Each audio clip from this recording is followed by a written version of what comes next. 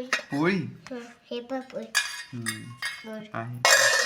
याच्यात काय आहे? याच्यात कबळ आणि चीची अच्छा. आणि याच्यात काय आहे? बबुलची शीटी. अच्छा. सगळे जपानीज चायनीज आयटम आहे वाटतं. हे काय आहे? चिंडबड शीटी. अच्छा. आणि याच्यात कापस शी. सगळ्यांच्या मागे शी जोडले का? आपण शी ची. ते पिकून हे द्यायचं. राहील. कोपनची येते. अच्छा. आणि ते मागे त्याची ती पोस तिशी येते. अच्छा. छान आहे हो, सगळं मस्त बनवलं. आता तुम्ही नवीन बनवताय का?